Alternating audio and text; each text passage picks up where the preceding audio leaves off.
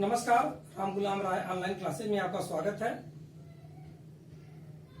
विराम चिन्ह हम लोग गत सेशन में अध्ययन कर रहे थे डीएलएड चतुर्थ सेमेस्टर के अंतर्गत। और विराम चिन्हों में हम लोगों ने जाना विराम चिन्ह का अर्थ क्या है।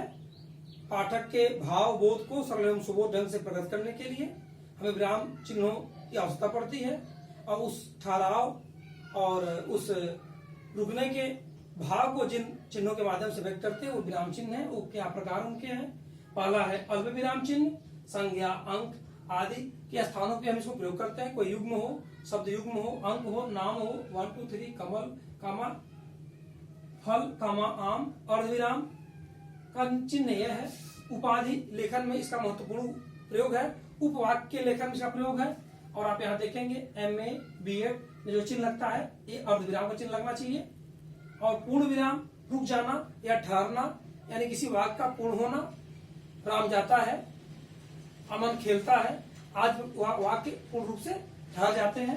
अपूर्ण विराम या उपविराम पैराग्राफ ब्रेक को कहते हैं। किसी भी पैराग्राफ के रुकने में इसका प्रयोग होता है। प्रश्नवाचक चिन्ह प्रश्न सूचक वाक्यों के अंत में लगाया जाता है। कोई भी प्रश्न सूचक वाक्य हो जिसके अंत में लगता है तो प्रश्नवाचक चिन्ह होता है। विस्मयादि बोधक, विस्मय, हर्ष, शोक आदि के भाव को प्रकट करने के लिए उस वाक्य के प्रारंभ में उस शब्द के प्रारंभ बाद लगाया जाता है जो इस प्रकार के भाव को प्रकट करते हैं। कोष्टक आपने देखा यहाँ 3 प्रकार का होता है, छोटा, मझला और बड़ा। अब हम इसके आगे चलते हैं अपने इसके अगले क्रम में। वो है अगला निश्चय, अगला जो विराम चिन्ह है वो है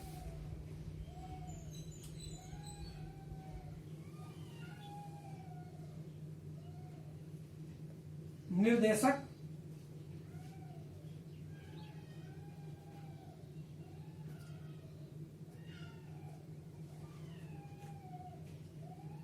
सूचक चिन्ह।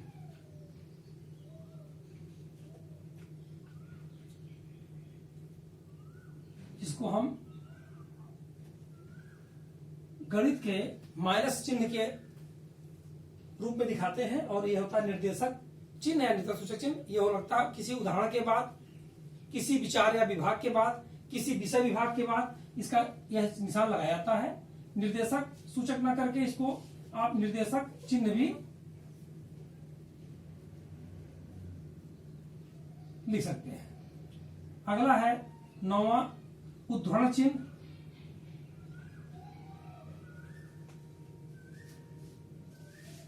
यह 2 प्रकार का होता है। एक डबल इन्वर्टेड कामा में, यानी 2 बार आया था कामा, और 1 बार सिंगल। इसका जो मूल उपयोग है वो है युक्ति को बिना परिवर्तन के ज्यों का त्यों लिखना। युक्ति को बिना परिवर्तन के ज्यों का त्यों लिखने को हम कहते हैं उद्धरण चिन्ह। अर्थात किसी पुस्तक के अंतर्गत कोई लिखी हुई वाक्य को अगर यथावत ले आना है या किसी व्यक्ति के अगर कही गई कोई बात यथावत लिखनी है तो वहां हम उद्धरण चिन्ह का प्रयोग करते हैं। उसका निशान 2 होता है और एक सिंगल होता है। तो यथावत दिखाता है। एक किसी वाक्य उपवाक्य के अंश को लिखने के लिए इसका प्रयोग करते हैं। एक आता है अगला आदेश चिन्ह।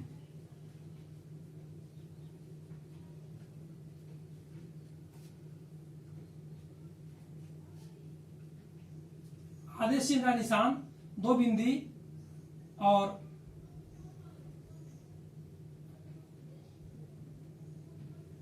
एक निर्देशक चिन्ह लगा होता है। अर्थात 2 बिंदी रहेगा ऊपर नीचे और एक निर्देशक चिन्ह लगा रहेगा। क्रम से लिखने के प्रयोग में इसका प्रयोग करते हैं आदेश चिन्ह का। इसे विवरण चिन्ह भी हम कहते हैं। कोई चीज अगर कोई विवरण करना होता है तो उस शब्द का मुख्य शीर्षक लिख करके हम इस चिन्ह का प्रयोग करके हम आगे उसके बारे में बृहद ज्ञान देने का कार्य करते हैं। वो होता है आदेश चिन्ह या विवरण चिन्ह। इसका एक अगला आता है, उसे हम बोलते हैं, क्या उसको बोलेंगे हम, समझिए कि लघुता या लोभ निर्देशक चिन्ह बोलेंगे। क्या बोलेंगे? लोभ निर्देशक चिन्ह। लोभ निर्देशक चिन्ह बोलेंगे। यहां आप इसके भाव समझ रहे हैं। लोभ मतलब जब किसी भाषा में कोई वस्तु के संदर्भ में कोई बातें, कोई पंक्तियां का लोप करना हो तो वहां पे इसका प्रयोग करते हैं। इसके प्रयोग करने के लिए वहां पे बिंदी लगाया जाता है या ऐसे कट के निशान बना करके हम अगर किसी वाक्य से आगे के 2-4 शब्दों को लिख के अगर डाट डाट डाट लगा दें, इस प्रकार से ये हो जाएगा कि उस बीच में वो चीजें उपस्थित है उनका लोप माना जाता है, लेकिन अनुपस्थित नहीं माना जाता। इस प्रकार से लोप चिन्ह का वहां पे बहुत अधिक महत्व है। एक आता है समता सूचक चिन्ह।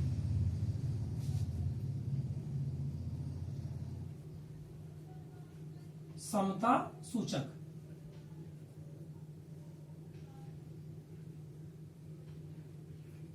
इसको एक और नाम से हम जानते हैं, उसका नाम है तुल्यता।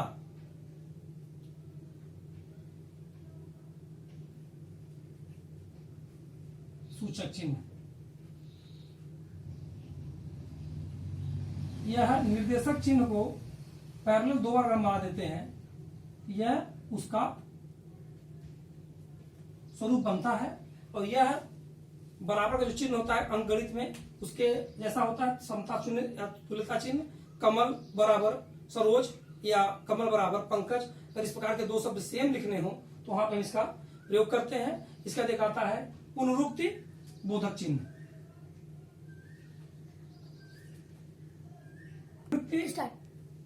बोधक, पुनरुक्ति बोधक चिन्ह।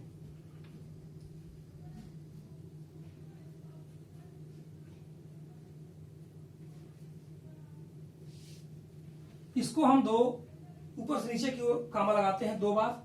पुनरुक्ति बोधक चिन्ह किसी भी उपयुक्त शब्द या वाक्य को पुनः नीचे स्थापित करने के लिए हम इसका प्रयोग करते हैं। अर्थात वहां वह शब्द न लिख करके, जैसे हमें अगर हमें यहाँ लिखना है कमल, यहाँ फिर लिखना है तो हम ऐसे चिन्ह लगा दिए कि कमल यहाँ पे स्थापित माना जाएगा किसी भी वाक्य के स्थान पे।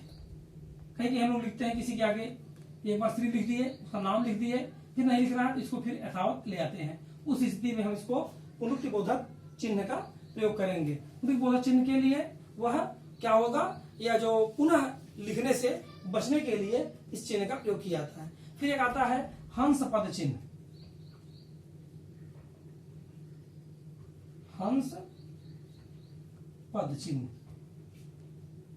इस चिन्ह का उल्टा वी अक्षर जो अंग्रेजी का होता है उसी का निशान होता है, उसी जैसा। यह चिन्ह किसी भी वाक्य के बीच में कोई अक्षर अगर छूट जाते हैं तो उस छूटे हुए अक्षर को क्या करता है, पुनः स्थापित करने के लिए छूटने के स्थान पर इसको लगा करके इसके ऊपर उस शब्द या अक्षर को लिखते हैं, वह उसकी त्रुटि को दूर करने में सहायता प्रदान करता है। फिर अगला एक आता है लाघव चिन्ह।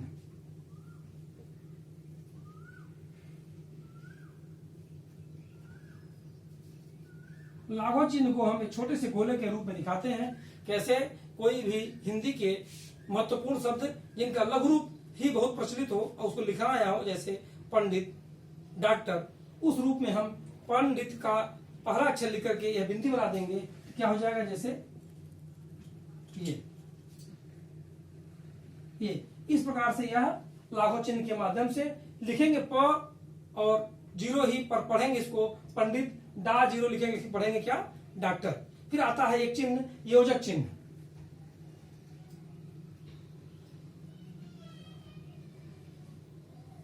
ये योजक चिन्ह निर्देशक चिन्ह का आधा होता है।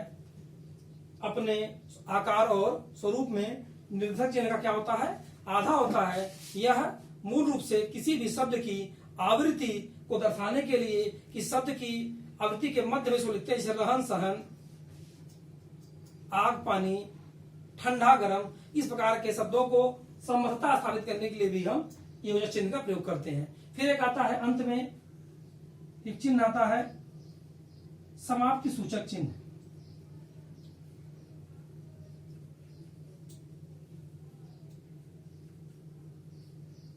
इसको हम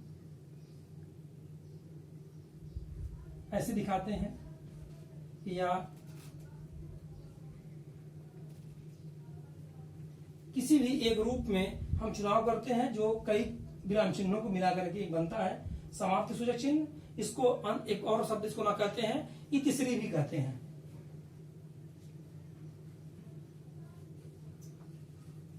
एक चिन्ह और भी देखा गया है, वो है योग चिन्ह। जैसे इस योग चिन्ह का मूल प्रयोग आप जब करेंगे, जब छोटे छोटे बच्चों को सिखाते हैं, न धन या न योग ल, न धन ल बराबर नल, तो उस जगह पे हम योग चिन्ह का प्रयोग करते हैं। यहाँ पे हम लोगों ने देखा विराम चिन्हों के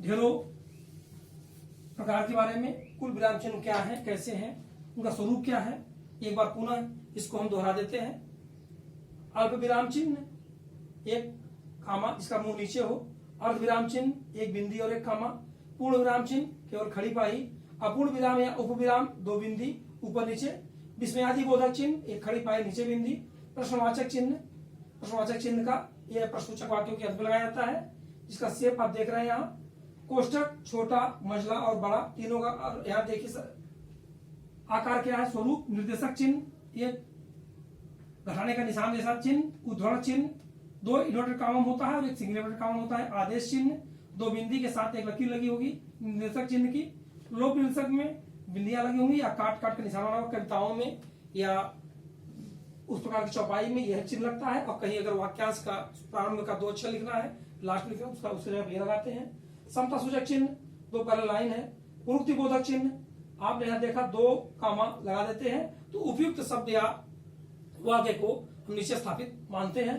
हंस पद चिन्ह किसी भी वाक्य में छूटे हुए स्थान को क्या करता है, छूटने पर वह प्रयोग करके ठीक इसके ऊपर हम छूटे हुए शब्द या अक्षर को लिखते हैं। लाघव चिन्ह एक बिंदी होती है, किसी भी शब्द के आगे लगा देने से यह शब्द संक्षेप में इसकी बड़ी भूमिका है।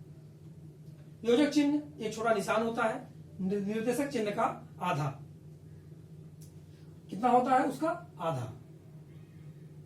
और समाप्ति सूचक चिन्ह दो तीन विराम चिन्हों के योग से बनाया जाता है, जो इतश्री किसी भी निबंध लेख या ग्रंथ लेख के अंत में इसका प्रयोग करते हैं।